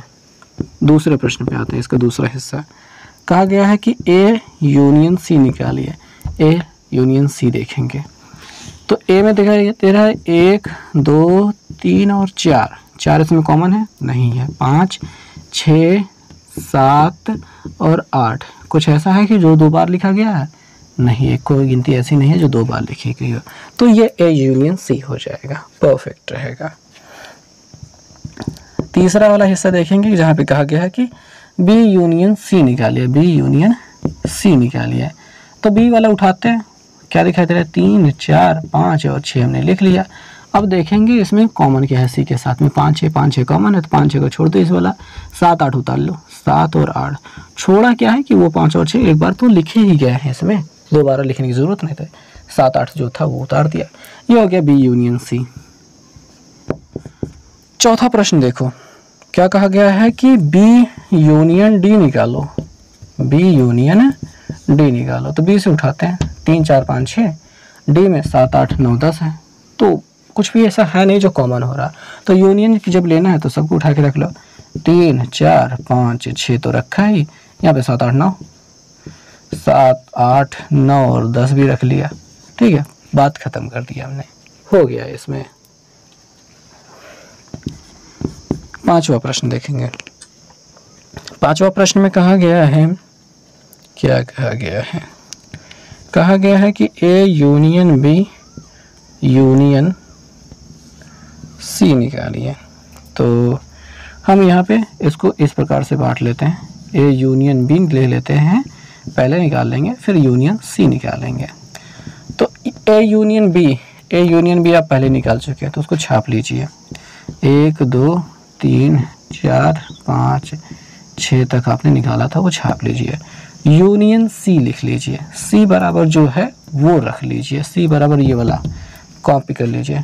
5 6 7 8 आपने लिख लिया, सी बराबर। समझ में आ रही बात ना? ए यूनियन बी आपने सही से निकाल के रखा था, वहाँ से छाप दिया, ये यहाँ से उठा के रख दिया। अब इसके बराबर क्या होगा? 1 2 3 4 5 6 तो हो गया, 5 6 दिखाई दे रहा है, 7 8 हो गया। यानी 1 2 3 4 5 6 7 और 8 पूरा छप गया, पूरा छप गया। बात खत्म हो गई। समझ में आ रही बात?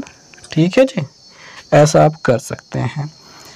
तो छठे सवाल को देखें, इसको पहले मिटा देते हैं, तो उसके बाद छठे सवाल को देख लेते हैं। हालांकि जो हम मिटा रहे हैं उसमें कई चीज़ें होंगी जो हमको अभी आगे काम कर देने वाली हैं। ठीक है, तो क्योंकि आप उनको पहले निकाल चुके हैं, जैसा कि आप छठे सवाल में देख ही रहे हैं। क्या आपको दिखाई दे रहा है? ए यूनियन बी दिखाई दे रहा है और यूनियन डी आपको निकालने को कहा जा रहा है। अब आपको यहाँ पे पता है कि ए यूनियन बी आप पहले निकाल चुके हैं। ए यूनियन बी आप निकाल चुके हैं, तब आपको इसमें ज़्यादा कुछ करने की ज़रूरत नहीं होगी। बस यूनियन यहाँ पे डी लिख लेते हैं। हमने यहाँ पे डी लिख लिया है, मान लेते हैं डी हो गया। ए यूनियन बी बराबर इन दोनों को मिला के यूनियन जो पहले ही आप लिख चुके हैं वो क्या है? वो है 1 2 3 4 5 और 6 ये आपने लिखा था। यूनियन डी बराबर क्या है? डी बराबर ये उठा लीजिए, 7 8 और 9 और 10 उठा लीजिए। अब इन दोनों का जब यूनियन लेना है तो 6 के बाद 7 8 9 10 सब आ जाएगा, शामिल हो जाएगा। यानी कि आपको यहाँ पे पूरी गिनतियाँ ही शामिल कर लेनी है 10 तक की। ठीक है, कुछ भी रिपीट नहीं कर रहा है, कुछ भी कम नहीं पड़ रहा है। ये हो गया। अच्छा, इसके बाद जो अगला हिस्सा है वो 7 नंबर हमसे क्या कहा जा रहा है, आपको निकालना है B union C union D निकालना है। तो हम बी यूनियन सी लिख लेते हैं, इसको पहले निकाल लिया, यूनियन डी हम बाद में निकाल लेंगे। बी यूनियन सी हम हालांकि पहले निकाल चुके हैं। 3 4 5 6, 5 6 बराबर 7 8 हो गया। तो यहाँ पे क्या मिल जाएगा, 3 4 और 5 6 7 8, ये हो गया बी यूनियन सी हो गया। ठीक है, यूनियन डी लिखना है तो यूनियन लगा दिया, डी के वैल्यू जो है वो रख दिया, वो 7 8 और 9 और 10 है, ये लिख लिया। अब इनका यूनियन लेना है तो क्या मिल जाएगा, 1 से तो शुरू नहीं, 300 का 303 4 5 6 7 और 8 पूरा लिख लिया।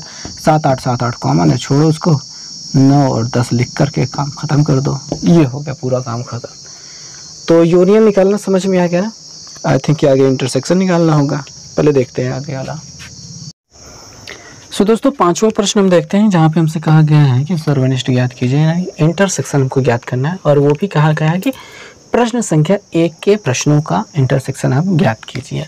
तो प्रश्न संख्या 1 में जो यहाँ पे समुच्चय निर्माण विधि से तीसरा और चौथा दिया गया था, उसको रोस्टर रूप में लिखने के लिए हमने पहले प्रश्न में अच्छे से समझाया था, तो हम दोबारा नहीं समझा रहे हैं, बस केवल इंटरसेक्शन निकाल रहे हैं यहाँ पे जाके, ताकि आपका और हमारा दोनों का टाइम बचे।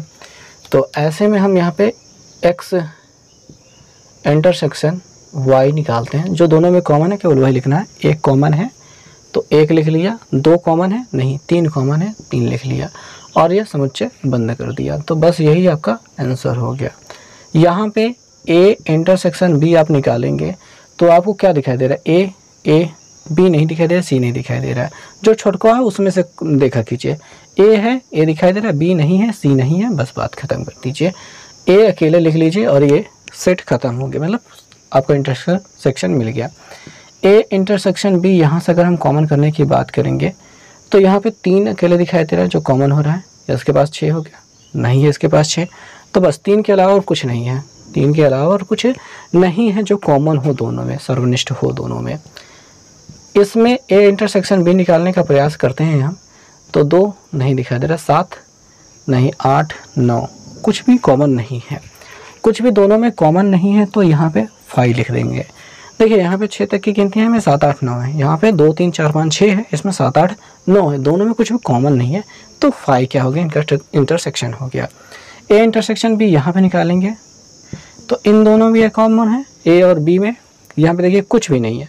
जब इसके पास कुछ भी नहीं है तो उसके साथ कॉमन होने के कोई चांसेस नहीं है, तो क्या हो जाएगा, इसका भी आंसर 5 हो जाएगा। सो दोस्तों, छठे प्रश्न में हमको कहा गया है कि यदि सेट a बराबर इतना, b बराबर इतना, c बराबर इतना और d बराबर 15 और 17 दिखाई दे रहा है, तो निम्नलिखित को ज्ञात कीजिए। तो इन सभी के मान ज्ञात करना है। पहला वाला हिस्सा उठाते हैं, इसमें a इंटरसेक्शन b निकालने की बात कह रहा है। इन दोनों में क्या कॉमन है, क्या देखते हैं भाई, 7 9 कॉमन दिखाई दे रहा है, 7 9 11, 7 9 11 13, ठीक है, 7 9 11 दिखाई दे रहा है, तो क्या हो गया, 7 9 11, ये दोनों में कॉमन दिखाई दे रहा है, तो हमने लिख लिया, बहुत बढ़िया। 7 9 11 13 नहीं कॉमन है, बस हो गया। दूसरा जो हिस्सा है वो देखते हैं, जिसमें हमसे कहा गया है कि b इंटरसेक्शन c ज्ञात कीजिए। b और c में क्या कॉमन है, 11 13 11 13 11 13 11 13 कॉमन है, बस वही हमारा हो गया, 11 13 कॉमन है, इन दोनों में 11 13 कॉमन है, बस। तीसरा वाला देखते हैं, जिसमें हमसे कहा गया है कि a intersection b intersection d, नहीं सॉरी, a इंटरसेक्शन c और इंटरसेक्शन d ज्ञात कीजिए। अब इस मामले में आप क्या करेंगे, इस मामले में क्या करेंगे, आप a इंटरसेक्शन c निकालेंगे पहले, और उसके बाद इंटरसेक्शन करेंगे d के साथ में। तो a इंटरसेक्शन c, a यहाँ पे है, c यहाँ पे, इन दोनों में कॉमन क्या है, 11 11 13 13 13 15 हो गया, यहाँ पे 11 के लिए कॉमन है, ठीक है। और इंटरसेक्शन d के साथ में अगर आप लेंगे तो d में क्या है, 15 17 है, क्या है, 15 और 17 है। और अगर आप इसमें इंटरसेक्शन लेना है, दोनों में कॉमन लेना है, तो आपको केवल 5 मिलेगा, केवल 5 प्राप्त होगा, उसके अलावा कुछ नहीं प्राप्त होगा। चौथा प्रश्न देखेंगे, a इंटरसेक्शन b की बात कर, c की बात कर रहा है, a इंटरसेक्शन c निकालना है। तो यहाँ पे कुछ प्रश्न, सभी प्रश्नों को थोड़ा सा अच्छे से लिखने के लिए पहले इसको उतार के फिर इंटरसेक्शन, जैसे हमने यहाँ पे इसको लिखा, एक इस प्रश्न को लिख कर दिखा देते हैं। जैसे कि आप 3, 5 पहले ए वाला पूरा सेट उतार लेंगे, ये निकाल लिया, फिर इंटरसेक्शन निशान बनाएंगे, सी वाला देखेंगे उसको छाप लेंगे, 11 लिख लिया, 13 लिख लिया, 15 लिख लिया, कोष्टक बंद कर दिया। इन दोनों में कॉमन क्या है, 11 के लिए दिखाई दे रहा है, 11 आप लिख करके कोष्टक बना देंगे। आप इस प्रकार से ऊपर के इन दोनों प्रश्नों को भी करेंगे और इससे पीछे वाले जो हमने प्रश्नों में यूनियन जब निकालते वक्त किया था तब पर भी वही आप प्रयोग करेंगे जो अभी हमने बताया कि ए वाले सेट को पहले लिख लेना है, बी वाले सेट, सी वाले सेट को लिख लेना है, उसके बाद जो कॉमन है वो लिखना है, यूनियन वाले में यूनियन लिखना है। ठीक है, ये आपको याद रखना है। 5वां प्रश्न देखेंगे जहाँ पे हम बहुत जल्दी की वजह से हम सीधा बी इंटरसेक्शन डी हमको दिखाई दे रहा है, हम डायरेक्ट बी और डी में क्या कॉमन दिखाई दे रहा है, बी यहाँ पे है, डी यहाँ पे है, इसमें 7, 9, 11, 13 है, इसमें 15, 17 है, कुछ भी नहीं कॉमन है, 5 लिख देंगे। ठीक है, पहले उतार लेंगे फिर लिखेंगे। अब हम छठे प्रश्न पे पहुँचेंगे इसके, जो कुछ इस प्रकार से लिखा गया है जहाँ पे हमको ए इंटरसेक्शन बी और यूनियन सी की बात कही जा रही है। तो ए की जो वैल्यू है वो हम लिख लेंगे, 3, 5, 7, 9 और 11 लिख लिया हमने। इंटरसेक्शन लगाना है ये वाला कोष्टक नहीं लगाना है, बी यूनियन सी लेना है, बी और सी का यूनियन लेना है। तो बी वाला उठाते हैं जो कि 7, 9 और 11, 13 है, और सी के साथ जब देखते हैं तो 11, 13 तो मिल रहा है, बस वही 15 है जो नहीं मिल रहा है। यहाँ पे यूनियन की बात की गई थी तो यूनियन ले लिया। अब इंटरसेक्शन की बात की जा रही है, 3, 4, 5, 6, 7 मतलब इन सभी में अगर मिलाओगे तो यही गिनतियाँ जो दिखाई दे रही है वो कॉमन दिखाई दे रही है, इसके अलावा तो कुछ है नहीं कहते 5 और 5 मिल रहा है, वो 15 है, ये 5 है, वो नहीं मिल रहा है। तो यहाँ पे केवल ये मिल रहा है, जो मिल रहा है उसको हमने लिख लिया 7, 9, 11 को, यही हमारा इस प्रश्न का उत्तर हो। अब 7वां देखेंगे जिसमें हमसे पूछा गया है, कहा गया है ए इंटरसेक्शन डी बताइए। अब ए इंटरसेक्शन डी, ए और डी में कुछ मिल रहा है, कुछ भी कॉमन दिखाई दे रहा है, 15 इसमें 15 और 17, इसमें 15, 17 है ही नहीं, तो 5 हो गया। ठीक है, 5 हो गया। अगला देखेंगे जो कि है 8वां प्रश्न। 8वां प्रश्न क्या है, 8वें प्रश्न में कहा गया है कि आप निकालिए A intersection B union D का। अभी तक बी यूनियन सी था, बी यूनियन डी हो गया। अच्छा, ए का जो हमारे पास है वो लिख लेते हैं, 3, 5 और 7, 9, 11 लिख लिया हमने, यूनियन नहीं इंटरसेक्शन का निशान बना दिया, बी यूनियन डी लिख लिया, बी और डी का यूनियन पकड़ा, कितना है यहाँ पे 7, 9, 11, 13, 15, 17 सब लिखना पड़ेगा, 7, 9, 11, 13 और यहाँ वाला 15 और ये 17 भी उठा के रख लिया। ठीक है, अब इनका इंटरसेक्शन, इनके इंटरसेक्शन में 7, 9, 11, 7, 9, 11 भी कॉमन है। तो 7, 9, 11 के अलावा और कुछ कॉमन है, तो इसमें और कुछ कॉमन नहीं है, तो जो कॉमन है बस उसको लिख दिया, इतना सा इसके लिए पर्याप्त है, काम समाप्त है। अच्छा, ये हो चुका है। तो 9वां और 10वां देखते हैं। तो हम ऐसे में देखते हैं 9 नंबर प्रश्न, जहाँ पे हमको क्या दिखाई दे रहा है, वो दिखाई दे रहा है ए इंटरसेक्शन बी और फिर से इंटरसेक्शन लगाया गया है और बी यूनियन सी लगाया गया है। तो इस प्रश्न का उत्तर देना है। ए इंटरसेक्शन बी, ए और बी में क्या मिल रहा है, 7, 9, 11, 7, 9, 11, बस इतना से दिखाई दे रहा है, वही हम लिखेंगे, 7, 9 और 11 लिख लिया। इंटरसेक्शन बनाएंगे, सेट बनाएंगे, B union C, B union C छाप देंगे, 7, 9, 11, 13, 15 हमने छाप लिया, इन दोनों का यूनियन यहाँ पे छाप दिया। इन दोनों का इंटरसेक्शन ये पूरा मिल रहा है, फिर से 7, 9, 11 ही मिलेगा हमारा उत्तर। ये कॉमा लगाना ज़रूरी था, ये हो गया भाई। 10 नंबर देखेंगे, आखिरी जो है इसमें कहा गया है कि ए यूनियन डी निकालिए और उसके साथ इंटरसेक्शन लीजिए, किसका, बी यूनियन सी का। ठीक है, तो ए यूनियन डी, ए और डी में जो कॉमन है सब लिख लीजिए, मतलब जो दोनों को उठा के रखना है। ठीक है, तो क्या करना है, ए यूनियन डी लिख ले रहे हैं, जो कि मिल जाएगा हमको 3, 5, 7, 9, 11 हो गया। ये तो ए का हो गया। डी में 15 17 है, वो भी लिखना होगा क्योंकि वो भी मिल रहा है, नहीं मतलब लिखना ही है, यूनियन लेना है ना, इंटरसेक्शन बना देना है, यहाँ पे आ जाना है। बी यूनियन सी लेना है, बी और सी का यूनियन उठा लीजिए। 7 9 11 13 और यहाँ पे 15 एक्स्ट्रा है, तो 7 9 11 और 13 लिख ले हैं। 11 13 मिल रहा है, 15 एक्स्ट्रा है, वो भी लिख ले रहे हैं। ये हो गया। अब इन दोनों में जो मिल रहा है वही हमारा इंटरसेक्शन होगा। अब क्या मिल रहा है भैया, 7 9 11 मिल रहा है, 7 9 11 मिल रहा है, 13 15 मिल रहा है, 13 तो नहीं मिल रहा है, इसमें 15 मिल रहा है भाई, 15 यहाँ पे है, 15 यहाँ पे है।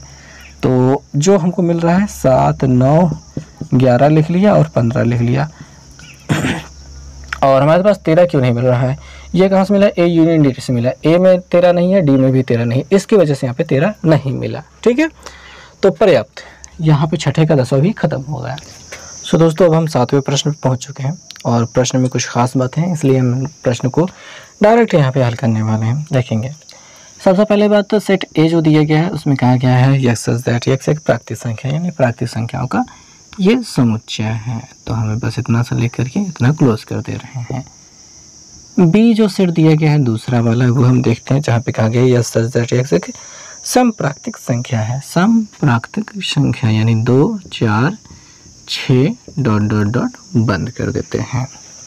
तीसरा जो सेट दिया गया है हमें वो सी बराबर दिया गया है, जिसके अंतर्गत हमसे कहा गया है कि यक्स दैट यक्स एक विषम प्राकृतिक संख्या है। विषम प्राकृतिक संख्या का मतलब होता है 1 3 5 7 9 11 ये सारी चीज़ें। और डी बराबर हम चौथा जो सेट देख रहे हैं वहाँ पे यक्स दैट यक्स एक अभाज्य संख्या ऐसा कहा गया है।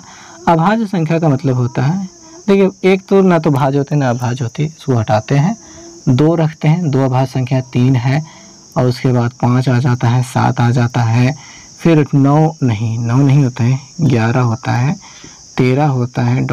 ऐसे ही आगे बढ़ते जाते हैं, इन सबको होता है। ठीक है, तो इसमें थोड़ा सा ज़्यादा रखने की ज़रूरत है, इसलिए थी कम से कम यहाँ तक तो हम लिख लें, आगे हमको बहुत सारी चीज़ों में यहाँ पे प्रयोग करना है। अब इन पे आधारित जो प्रश्न है, सबसे पहला जो हिस्सा दिया गया है वो दिया गया है ए इंटरसेक्शन बी का दिया गया है। सभी में इंटरसेक्शन ही निकालना है, इन दोनों में जो कॉमन होता है वो निकालना है। तो इन दोनों में जो कॉमन है वो है, एक तो नहीं है, 2 4 6 8 यही सब कॉमन है क्योंकि ये 2 3 4 5 सब है। तो यहाँ पे जब हम इंटरसेक्शन निकालेंगे तो 2 4 6 8 पूरा मिलता चला जाएगा, जो कि ऑलरेडी बी के बराबर होगा। ठीक है, बी के बराबर ही होगा। जब भी इनका इंटरसेक्शन निकालना होगा, एक बड़ा है, एक पूरा बड़ा है, दूसरा छोटा है, यानी कि यहाँ पे पूरे सब प्राकृतिक संख्या है, यहाँ पे सम संख्या है। अगर इन दोनों में मिलान करेंगे तो कौन मिल रहा है, 2 4 6 8 सब मिल रहा है, तो वही आपका है और वो बी के बराबर ही होगा। तो यहाँ पे बी के बराबर आपको लिखने की ज़्यादा ज़रूरत नहीं है, आपको बस ये याद रखना, पता होना चाहिए कि इसके बराबर है। जो दूसरा प्रश्न है उसमें कहा गया है कि ए इंटरसेक्शन सी निकालिए। ए और सी में कॉमन क्या है भाई, 1 3 5 इसमें भी मिलेगा क्योंकि ये सम प्राकृतिक संख्या है, तो 1 3 5 उसमें मिलेगा और ये 1 3 5 ही मिलेगा, मतलब ... पूरा सब आगे मिलते जाएंगे। जितने विषम संख्या होती हैं वो सब इस दोनों में कॉमन हो जाएंगे। ये तो विषम संख्या है ही, इसमें प्राकृतिक संख्या है, तो ये संख्या है उसमें सम्मिलित है। ठीक है, तो ये आपका सी के बराबर हो जाएगा, हालांकि सी को आपको लिखने की आवश्यकता नहीं है। और तीसरा वाला जो हिस्सा दिखाई दे रहा है वो है ए इंटरसेक्शन डी। ठीक है, तो ए इंटरसेक्शन डी जब आप निकालेंगे तो इन दोनों में जब कॉमन लेने की बात करेंगे तो यही संख्या है, तो फिर इसमें फिर से मिलेंगी ना, तो उसमें तो दूर नहीं जाएंगे, तो यही वाली हिस्सा सेट फिर से मिल जाएगा। यानी 2 इसमें है, 2 इसमें भी है, 3 है, 3 इसमें भी है, 5 है, 5 इसमें भी है, 7 है, इसमें भी है, 11 है, इसमें भी है, 13 है, इसमें भी है। ठीक है, तो इनका इंटरसेक्शन इसी के बराबर इसके बराबर हो जाएगा, यानी 2 3 5 7 जो मिला है ना इसी के बराबर हो जाएगा। और ये किसके बराबर हो जाएगा, डी के बराबर होगा, डी के बराबर ही हो जाएगा। जो चौथा प्रश्न है वो देखते हैं, जहाँ पे आपको बी इंटरसेक्शन सी के बारे में पूछा है। बी और सी में कॉमन क्या है, यह सम संख्या है, यह विषम संख्या है, कुछ भी कॉमन नहीं होता है। 5 सम और विषम में कोई भी संख्या, ऐसी कोई संख्या नहीं है जो सम भी हो और विषम भी हो। ठीक है, तो कॉमन नहीं होगा। बी इंटरसेक्शन डी निकालना है। ठीक है, बी किसका है, सम का है, डी किसका है, अभाज्य का है। तो ऐसी कौन सी संख्या है जो सम भी है और अभाज्य भी है, तो वो केवल 2 है। क्या है, 2 है, ऐसी संख्या है। ठीक है, तो ये तो इसमें मिल जाएगा। और आखिरी जो प्रश्न है वो है C इंटरसेक्शन D, ठीक है, C इंटरसेक्शन D यानी C और D में कॉमन क्या है। तो C विषम संख्याएं हैं और D क्या है, अभाज्य संख्या है। आपको पता होगा कि दो एकमात्र सम संख्या है जो कि अभाज्य संख्या है, बाकी जितनी भी अभाज्य संख्या है वो विषम ही है। तो यहाँ पे इन दोनों में अगर कॉमन लेने की बात करेंगे तो ये अपना 2 छोड़िए 3 इसमें होगा, बिल्कुल होगा, 5 भी होगा, 7 भी होगा, 11 भी होगा, 13 भी होगा, सब होगा। तो इसमें 2 से छोड़ करके 3 से शुरुआत करेंगे, 3 5 अपना 7 11 सब आगे मिलता चला जाएगा, ठीक है। तो जितनी भाज्य संख्याएं होती हैं वो मिलती जाएंगी। हालांकि आई थिंक कि इसको इस प्रकार से नहीं लिखना चाहिए था, पर डॉट डॉट लगा के लिख भी सकते थे, ठीक है, बेहतर है। तो C इंटरसेक्शन D बराबर इतना ही बराबर मिलेगा। और बस ये काम हो चुका है खत्म। सो दोस्तों 8वें प्रश्न में पहुंच चुके हैं, जहां पे कहा गया कि निम्नलिखित युग्मों समुच्चय युग्मों में से कौन से असंयुक्त समुच्चय हैं। असंयुक्त समुच्चय का अर्थ होता है कि ऐसे दो समुच्चय जिसमें एक भी अवयव कॉमन न हो, एक भी अवयव मिल ना रहा हो, उनको असंयुक्त समुच्चय कहेंगे। अब हम यहाँ पे पहला प्रश्न देखते हैं इसके लिए, जहाँ पे पहले सेट में आपको 1 2 3 4 दिया गया है सेट बंद करके, दूसरे सेट में दिया गया x एक प्राकृतिक संख्या है। देखिए वहाँ पे जो दूसरे सेट में कहा गया है उसके लिए आपको उसको उतार लेना है, उसके बाद उसका जो भाव मतलब जो उसका रोस्टर रूप में मिलता है वो लिखना है। लेकिन हम यहाँ पे डायरेक्ट रोस्टर रूप में लिख रहे हैं। आप प्रश्न को देख ही सकते हैं कि x एक प्राकृतिक संख्या है और यहाँ पे 4 से बड़ी या बराबर, तो हमको 4 भी लेना है, 5 भी लेना है और 6 से छोटी या बराबर लेना है, तो हमको यहाँ पे 6 तक लेना है। तो इन दोनों में क्या ये संयुक्त असंयुक्त है, तो भैया यहाँ 4 कॉमन हो रहा है, तो यहाँ पे ये असंयुक्त नहीं है, ठीक है, असंयुक्त नहीं है, कॉमन हो रहा है तो ये क्या हो गई, संयुक्त हो गई। इन दोनों में कॉमन हो रहा है, इन दोनों में बिल्कुल भी नहीं मिलना चाहिए, एक को अवयव नहीं मिलना चाहिए, तब असंयुक्त कहलाते हैं। क्या ये असंयुक्त है, नहीं है। दूसरा देखते हैं, दूसरे के जो पहला सेट दिया गया है उसमें AEIOU छापा हुआ है, ठीक है, ऐसा दिया गया है। दूसरा जो सेट इसका बनाया गया है यहाँ पे x नहीं, यहाँ पे दिया गया है C D E और F दिया गया है। क्या इसमें कुछ कॉमन हो रहा है, E और E कॉमन दिखाई दे रहा है, तो क्या ये है, तो ये भी नहीं है। कैसा है, नहीं है, इसमें कॉमन बिल्कुल नहीं होना चाहिए। तीसरे वाले प्रश्न में देखते हैं जहाँ पे दिया गया x एक समपूर्णांक है। पहले वाले में क्या दिया गया है, समपूर्णांक। समपूर्णांक किसे कहते हैं, वो कहलाता है 2 4 6, ये को समपूर्णांक कहा जाता है। दूसरा वाला क्या कहलाता है, विषम पूर्णांक। विषम पूर्णांक में 1 3 5 ऐसे आता है। क्या इन दोनों में कुछ कॉमन है, बिल्कुल कॉमन नहीं है, तो ये क्या है, ये है, ठीक है, यह एक असंयुक्त समुच्चय है। क्या है, ये एक असंयुक्त समुच्चय। तीसरा वाला विकल्प आपका सही हो गया, हालांकि ये विकल्प पे आधारित नहीं था लेकिन हो गया। सो दोस्तों 9वां प्रश्न देखते हैं। इसमें कहा गया है यदि a बराबर आपको 3 का पहाड़ा दिया गया है, b बराबर 4 का पहाड़ा, c बराबर 2 का पहाड़ा है और d बराबर 5 का पहाड़ा है। ज़्यादा दूर तक नहीं है, बस थोड़ी दूर तक का है। और यहाँ पे हमको ज्ञात करना है, ढेर सारी चीज़ें दी गई हैं और टोटल 12 चीज़ें दी गई हैं। तो धीरे धीरे चलते हैं, शुरुआत करते हैं और हम पहुँचेंगे। पहली चीज़ हम देखते हैं जहाँ पे हमको a माइनस बी दिया गया है, यानी a के सभी अवयव हमको लिखने हैं, हालांकि जो b में होंगे वो माइनस कर देने होंगे, घटा देने होंगे, हटा देने होंगे। जैसे कि 3 इसमें है, क्या इसमें है, नहीं है। 6 उसमें नहीं है, 9 उसमें नहीं है, और 12 उसमें है तो नहीं लिखेंगे। 15 उसमें है, नहीं है। 18 उसमें है, नहीं है, लिख लेंगे। 21 उसमें है, नहीं है, ठीक है। बहुत साधारण सी बात है, जो अवयव दोनों में कॉमन दिखाई दे जाएगा उसको नहीं लिखेंगे, बाकी जो आगे दिखाई दे रहा है ए सेट वो ही अलग पूरा छाप देंगे। दूसरा देखते हैं, दूसरा सवाल जो दिया गया है ए वाला, a माइनस सी दिखाई दे रहा है। अब यानी कि a में जितने अवयव हैं c वाला माइनस कर देना, बाकी a वाला लिख देना है। शुरुआत करेंगे, 3 इसमें दिखाई दे रहा है, नहीं है। 6 है, बिल्कुल है, 6 नहीं लिखेंगे। 9 है, 9 नहीं है। 12 है, दिखाई दे रहा है, 12 को छोड़ देंगे। 15 है, नहीं है, 15 लिख लेंगे। 18 इसमें नहीं दिखाई दे रहा है और 21 तो बिल्कुल भी नहीं है, तो जो नहीं है उसको हम लिख लेंगे। तीसरा प्रश्न में आ जाएंगे। तीसरा प्रश्न क्या दे रहा है, a माइनस डी। घटाना आपको बहुत आसानी से यहाँ पे सीख लेंगे पूरे तरीके से। a में से d को घटाना है, a में से d को घटाना है। क्या 3 मिल रहा है? नहीं मिल रहा है। 6 नहीं है, 9 भी नहीं है, 12 भी नहीं है। 15 देखेंगे कॉमन हो रहा है तो 15 में से 15 घट जाएगा, हट जाएगा। 20 मतलब 18 लिख लेंगे।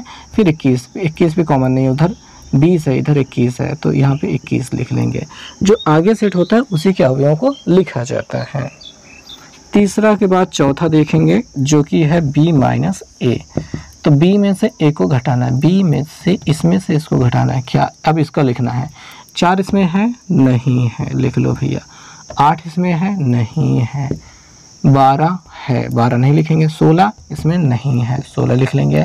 और उसके पास 20 है, क्या इसके पास 20 है? नहीं है, तो 20 भी लिख लेंगे। तो b वाला पूरा सेट हमने लिखा, जो a में तब मिल रहा था उसको हटा दिया। पांचवा देखेंगे, ठीक है। पांचवा देखते हैं जो कि कहा गया है, क्या है? c माइनस ए है। अब c माइनस ए, c में से a को घटाना है, तो इसमें से इसको घटाते हैं। 2 दिखाई दे रहा है? नहीं, 2 लिख लिया। 4 नहीं है। 6 है। 8 नहीं है। 8 के बाद 10 नहीं है, वो लिखना है। 12 दिखाई दे रहा है, छोड़ देना है। 14 लिख लेना है। 16 नहीं मिल रहा है, 16 भी लिख लेना है। ये हो गई बात। अगला वाला देखते हैं जो कि है d माइनस ए। d माइनस ए निकालते हैं तो d में से a को घटाते हैं। 5 इसमें दिखाई दे रहा है? नहीं। 10 इसमें दिखाई दे रहा है? नहीं। 15 दिखाई दे रहा है? हाँ, छोड़ दो भैया। 20 इसमें है? 20 में नहीं है, तो 20 लिख लो। ये हो गई बातें, ठीक। अगला वाला देखेंगे जो कि है 7 नंबर, जो कि है b माइनस सी। b में से c को घटाना है, b वाला हिस्सा लिखना है। तो 4 दिखाई दे रहा है, छोड़ देना है। 8 दिखाई दे रहा है, छोड़ देना है। 12 दिखाई दे रहा है, छोड़ देना। 16 दिखाई दे रहा है, इसको भी नहीं लिखेंगे। 20 इसमें नहीं दिखाई दे रहा है, तो हमारे पास यहाँ पे केवल 20 बचेगा। समझ में आई बात? समझ में आई होगी, ठीक है जी, परफेक्ट। एक और 7 के बाद 8 डाल देते हैं यहाँ पे, जो कि है 8 नंबर पे क्या है? b माइनस डी है। b माइनस डी है। b में से d को घटाना है, तो b में से d का क्या? इसमें कौन सा मिल रहा है? b वाला पूरा लिखना है। 8 4 दिखाई दे रहा है, 4 लिख लो। 8 नहीं है भैया। 8 के बाद 12, वो भी नहीं मिल रहा है। 16 वो भी नहीं मिल रहा है। हालांकि 20 मिल रहा है, तो 20 नहीं लिखेंगे। बस इतना ही हो गया, ये इतना हो गया। 9 नंबर देखेंगे, ठीक है, ये 8 नंबर हो गया। 9 नंबर देखेंगे। 9 नंबर में क्या है भैया? वो है c माइनस बी। c में से b को घटाना। c वाला हिस्सा उठा के लिखना शुरू करेंगे।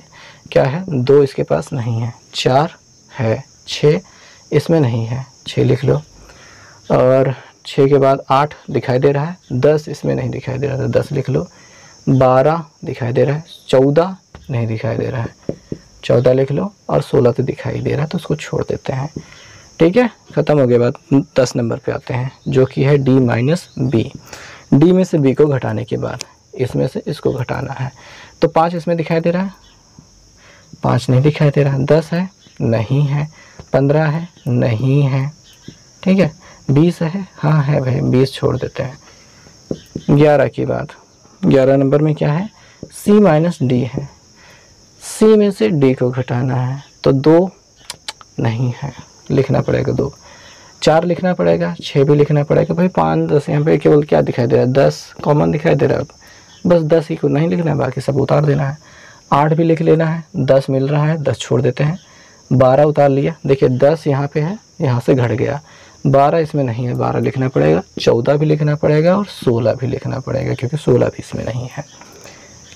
और इसके बाद ये लास्ट वाला हिस्सा जो इसका पार्ट बच जाता है, जो कि कहलाता है c minus D, sorry d minus C कहलाता है।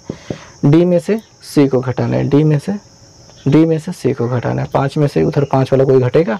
कुछ नहीं है घटने के लिए। 10 उसमें से घट जाएगा। 15 घटेगा? नहीं घटेगा। और 20 नहीं घटेगा, ठीक है, परफेक्ट। ये प्रश्न समाप्त होता है। सभी को हमने लिख लिया देख देख के घटा के। 10वां प्रश्न देखेंगे, जहाँ पे कहा गया है कि x सेट a बराबर इतना है, y बराबर x बराबर इतना है, y बराबर इतना है। x माइनस वाई पहले निकालते हैं, क्या मिलेगा? x वाला अवयव लिखना है, जो b वाला है उसको घटा देना। a इसमें है, उसमें है नहीं है, मिल नहीं रहा है, तो ए वाला लिख लिया, बी दिखाई दे रहा है नहीं लिखेंगे, सी दिखाई दे रहा है नहीं है, सी लिख लिया, डी यहाँ पे मिल रहा है नहीं लिखेंगे, बस पर्याप्त हो गया, ये हो गया। ठीक है, y माइनस एक्स यानी y वाला अवयव यहाँ पे लिखना है और x में जो मिल रहा होगा हटा देना है। तो क्या लिखेंगे, f इसमें है नहीं है, b है, d है, g नहीं है, तो ये हमने लिख लिया। अब इंटरसेक्शन, इन दोनों का इंटरसेक्शन लेना है।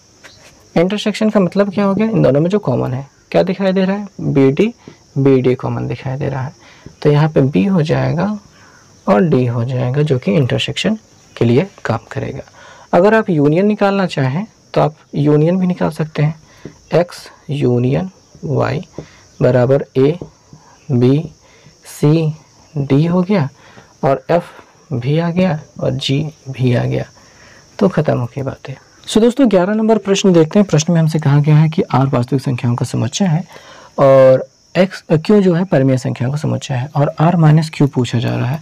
वास्तविक संख्याओं में परिमेय संख्याएं घटा देंगे तो क्या मिलेगा भैया, चूँकि देखिए चूँकि जो होता है वास्तविक संख्याएं जो होती हैं वो परिमेय, ठीक है, और अपरिमेय इन दोनों का सम्मिलित रूप होती हैं। अपरिमेय और परिमेय दोनों को मिला करके बनी होती हैं। तो अगर वास्तविक संख्याओं में से परिमेय घटा देंगे तो आपको क्या मिलेगा, अपरिमेय संख्याओं का समुच्चय प्राप्त होगा, बस समुच्चय, यही आपका उत्तर हो गया। और वास्तविक संख्याओं का समुच्चय है, क्यों, परिमेय संख्याओं का समुच्चय होता है और जो वास्तविक संख्याएं होती हैं वो परिमेय और अपरिमेय दोनों का सम्मिलित रूप होते हैं, जोड़ने पे नहीं मिलता है, सम्मिलित रूप होती हैं। तो अगर परिमेय संख्याएं हटा दोगे तो आपको क्या बचेगा, अपरिमेय बचेगा। तो r माइनस क्यू बराबर क्या हो जाएगा, अपरिमेय संख्याओं का समुच्चय। 12वां व अंतिम प्रश्न इस प्रश्नावली का हम देखते हैं, जिसमें हमें सत्य या असत्य बताना है और अपने कारण को विस्तार में बताना भी है। देखते हैं 2, 3, 4, 5 तथा 3 और 6 असंयुक्त समुच्चय हैं। क्या ये असंयुक्त हैं भैया, असत्य, असत्य क्यों हो गया, कारण क्या है भैया, कारण ये है कि दोनों सेटों में, दोनों समुच्चयों में 3 उभयनिष्ठ हैं, दोनों समुच्चयों में 3 उभयनिष्ठ है।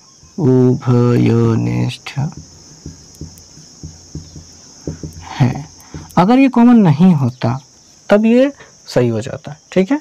3 कॉमन है जिसकी वजह से ये असंयुक्त नहीं हो गया। ए ई आई ओ यू में और ए बी सी डी में असंयुक्त है भैया, ये भी असत्य हो गया, ये भी असत्य हो गया, क्योंकि ए और ए दोनों में कॉमन दिखाई दे रहा है ना, तो दोनों समुच्चयों में ए उभयनिष्ठ है, जिसकी वजह से ये असंयुक्त नहीं हो पाए। इसमें देखेंगे 2, 4, 2, 6, 10, 14, 3, 7, 11, 15 क्या यहाँ पे असंयुक्त है, यहाँ पे लिखेंगे सत्य।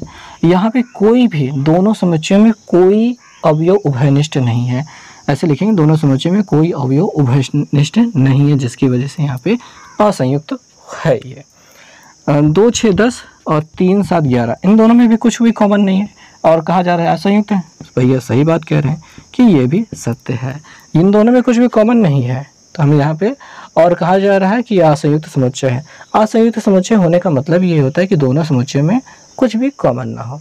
ऊपर वाले दोनों में, इसमें 3 कॉमन था, इसमें 1 कॉमन था, तो ये असंयुक्त नहीं है। इसमें कुछ भी कॉमन नहीं है, इसमें कुछ भी कॉमन नहीं है, कुछ भी उभयनिष्ठ नहीं है, तो ये असंयुक्त है। तो ये लिए सत्य हो गया, ये भी सत्य हो गया, और दोनों में लिखना है क्योंकि दोनों समुच्चयों में कोई अवयव उभयनिष्ठ नहीं है। तो बस दोस्तों